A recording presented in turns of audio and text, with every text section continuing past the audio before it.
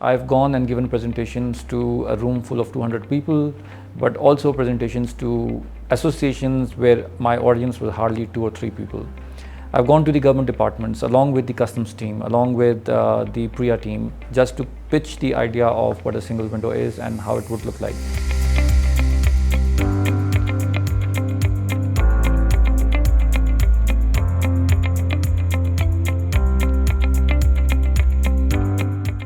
I've heard comments like Aftab साहब हमारे ज़िंदगी में तो ये नहीं होगा, या आफ्ताब साहब हमने तो बहुत सारे गवर्नमेंट डिपार्टमेंट्स को ये बात करते हुए सुना है.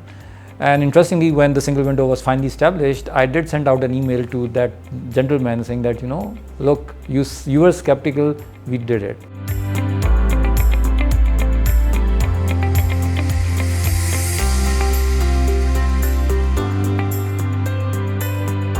Used to be a customs officer, and I was working with the Federal Board of Revenue and Pakistan Customs at that time.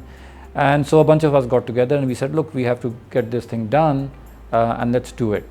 But the challenge in the public sector is how to make sure that a project will be sustainable, that you will have people who would be taking the project from start to the end. Because there are a lot of postings, transfers, rotations within the public sector. And of course, the public sector does not give a good enough incentive. So that is where USAID PREIA stepped in. So I was, by the mutual consent of Customs and PREIA, was embedded into the PREIA program, where I started working on the single window implementation.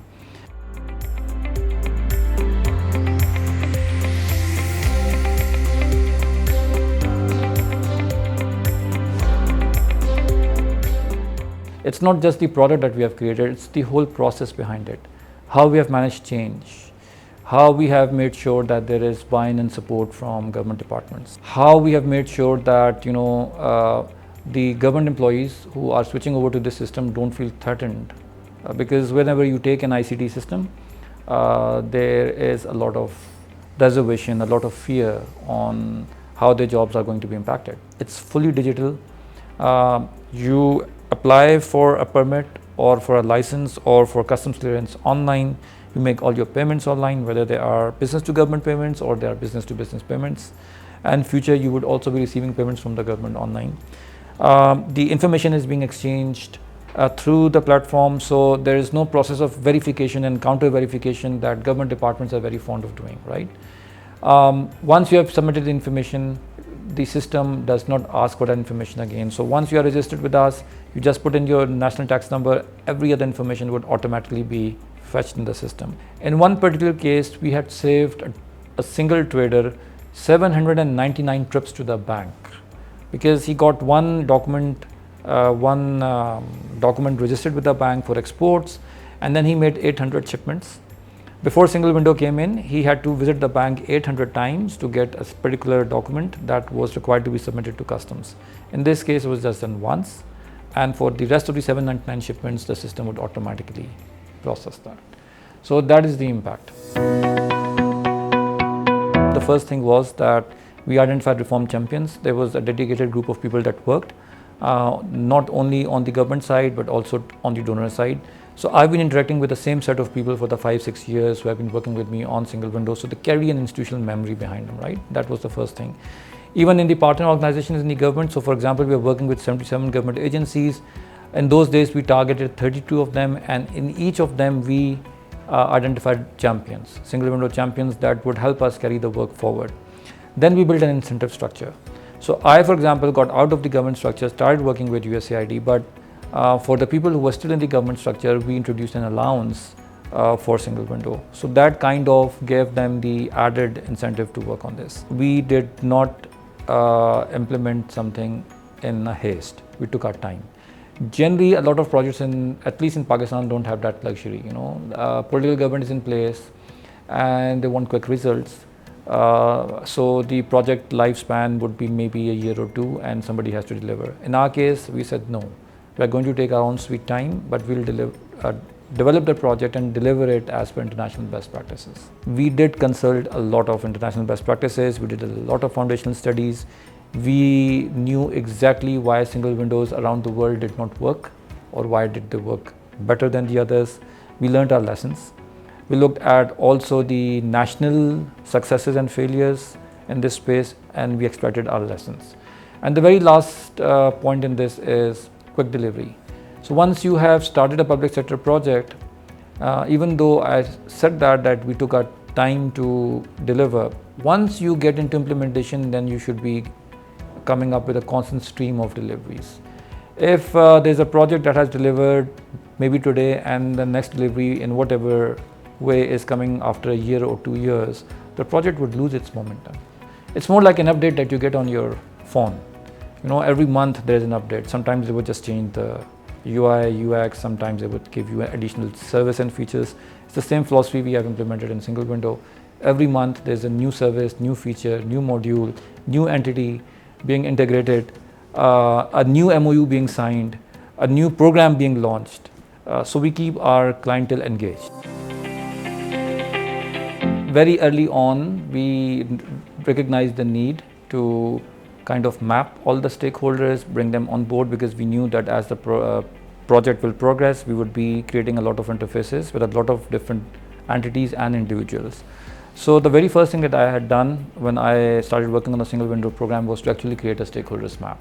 We made sure that all the right stakeholders, like I mentioned previously, were on board, and there was a support at just not at the higher level but also at the second and third tiers of the governance. Since 2017 there have been a change of, if I can count correctly, at least 5 governments, and we have had several finance ministers over that period of time. The support for single window has not wavered for a single minute. The current government, the current finance minister, they are great advocates and reform champions of the single window. We just had a briefing before the Prime Minister of Pakistan about 3 weeks back, and which we got a lot of appreciation for the work we have done. And with the donors, we had a strategy that we are going to give you success stories. It's, you come, you invest in a country, you bring money, you bring experts, you bring these really great programs, but generally donors suffer from lack of counterpart capacity and their programs will not be sustainable. So in this case, we offered them that there is a very credible counterpart in terms of Pakistan Customs that is going to work on it. We'll make sure that all your programs are implemented. You get some traction out of the success of your programs.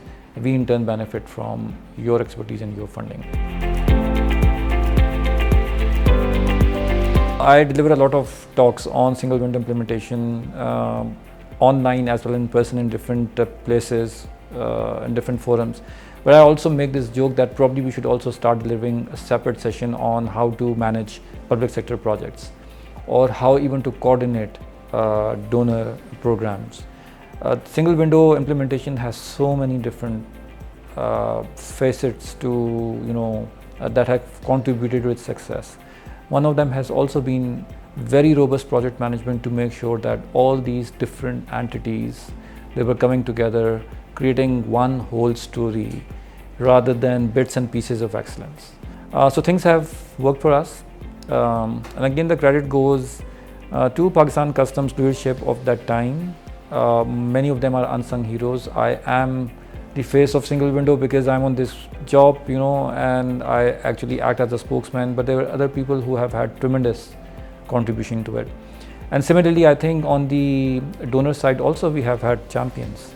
On the PREIA project, for example, the chief of party at that time, she was extremely helpful.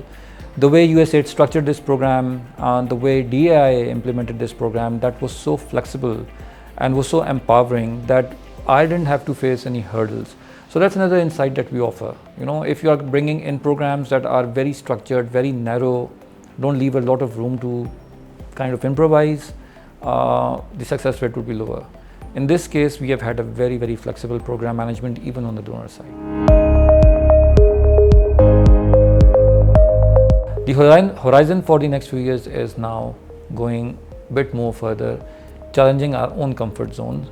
So as a company, we see ourselves going internationally. Already we are receiving queries from other countries on how to implement single window systems. So we think that if all things work well, we should be providing advisory services and maybe implementation services to some of the countries that are struggling to implement single window systems. We are also onboarding a lot of private sector partners.